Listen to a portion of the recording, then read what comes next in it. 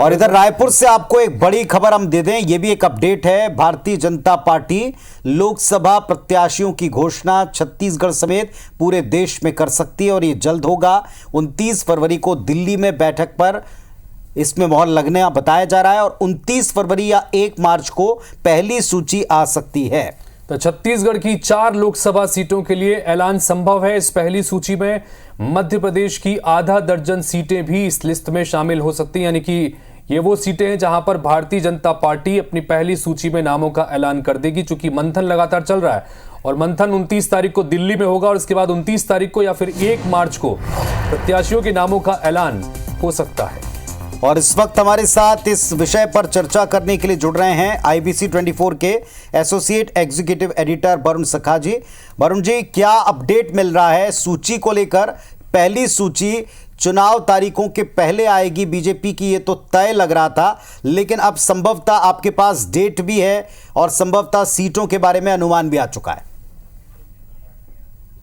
पुनीत जी, Bharatiya Janata party ने 2023 विधानसभा के चुनावों से ये सीख ली है कि अगर हम अर्ली कुछ सीटों का ऐलान करते हैं, ऐसी टफेस्ट सीटों का जहां पर लगता है प्रत्याशी को वक्त चाहिए है, तो उसके फायदे हुए हैं। जैसे कि आपने देखा विधानसभा मध्य प्रदेश छत्तीसगढ़ 2023 में 60 सीटों का ऐलान किया गया था, जिसमें 39 सीटें मध्य प्रदेश की थी और 21 सीटें छत्तीसगढ़ की थी। तो इन सीटों पर भारतीय जनता पार्टी को अच्छा प्रतिसाद मिला। कठिन से जटिल सीटें भी भाजपा ने जीतने में कामयाबी हासिल की है। इनमें जैसे आप सरगुजा की जो है सीतापुर सीट को गिन सकते हैं, जो कठिन सीट थी, टफेस्ट सीट थी, वहां से भी उन्होंने जीत हासिल की। कांकेर की सीट से जीत हासिल की और तो और चित्रकूट, जहां से प्रदेश अध्यक्ष कांग्रेस के चुनावी मैदान में थे, वहां से भी ये सीट हासिल की है। तो ये इनका एक्सपीरियंस कहता है कि अर्ली अगर घोषणाएं की जाती हैं तो इसका फायदा होता है। इसी बात को ध्यान में रखते हुए भारतीय जनता पार्टी हालांकि कोई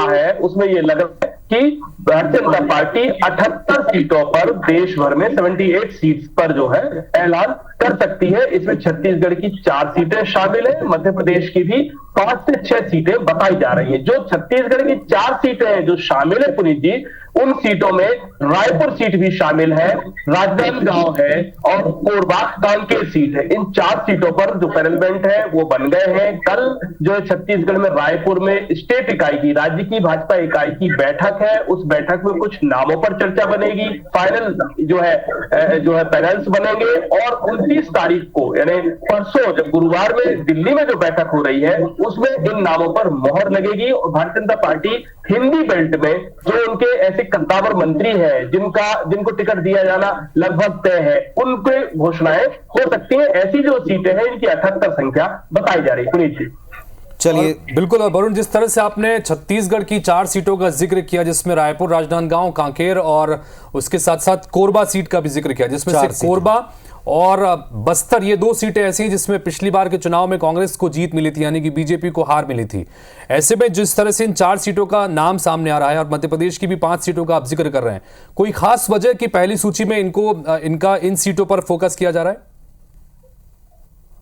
देखिए, इसमें जो हम लोगों के पास इंफॉर्मेशन मिल रही है, हमारे जो विश्वस्त राजनीतिक सूत्र हैं वो ये बता रहे हैं कि भारतीय जनता पार्टी छत्तीसगढ़ में की 11 लोकसभा क्षेत्रों में से कम 3 लोकसभा क्षेत्रों में महिला उतार सकती है। कोरबा चूंकि इस तरह की सीट है जहां महिला प्रत्याशी है कांग्रेस की, इस सीट को जो प्रोफाइलिंग की गई है भाजपा के अंदर, इस सीट की हारने के रूप में प्रोफाइलिंग नहीं की गई है। कोरबा सीट टफेस्ट जरूर मानी गई, लेकिन चूंकि वहां पर सिटिंग जो MP है वो महिला है, इसलिए इस सीट को इसमें शामिल रखा गया है। रायपुर को इस तरह से इसमें शामिल रखा गया है क्योंकि रायपुर में राजधानी की सीट है और भारतीय जनता पार्टी ये मानती है कि ये सीट बहुत कंफर्टेबल सीट है। अगर 11 सीटों की बात करें तो रायपुर एक इतनी कंफर्टेबल सीट है कि यहाँ पर प्रत्याशी का होना थोड़ा उतना मायने, प्रत्याशी किस तरह का हो ये बहुत ज्यादा मायने नहीं रखता है।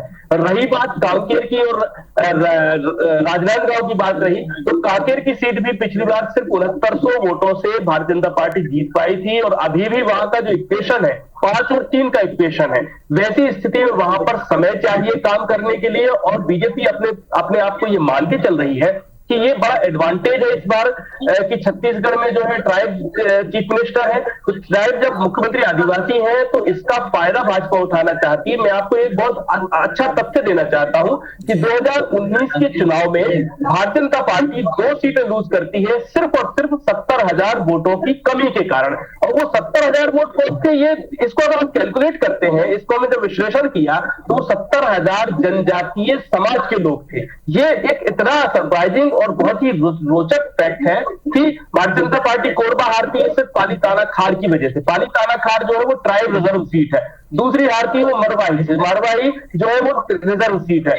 तीसरी हारती रामपुर से। 5 सीटों से जीतती है बाकी कोरबा से, 3 से हारती। ऐसे ही कांकेर में होता है कि कांकेर में भी यही स्थितियां बनती है कि वहां उल्टा इक्वेशन था कि तो इस वजह से ये इस बार तय किया गया है कि कोरबा और कांकेर को हम पहले अगर अनाउंस करते हैं, भाजपा मानती है, तो यहाँ एक तो प्रत्याशी को काम करने का समय पर्याप्त मिलेगा, ओपिनियन बन पाएगा और इसके आधार पर राजनीतिक जो सकारात्मक स्थिति दिखेगी। भारतीय जनता पार्टी का जिसको हम कह सकते हैं टेस्टेड, अप्रूव्ड और टेस्टेड, जिसको हम कह सकते हैं कि जिसके आधार पर जीत मिली और बड़ी जीत मिली, बम्पर जीत मिली, उसको एक बार फिर लागू करने की तैयारी। अब ये देखना कि ये 29 को शाम तक होता है या 1 तारीख की सुबह इसके बाद कभी होता है। बहुत धन्यवाद आपका इस पूरे अपडेट के लिए, बड़े अपडेट के लिए और पीछे के पूरे विश्लेषण के लिए भी।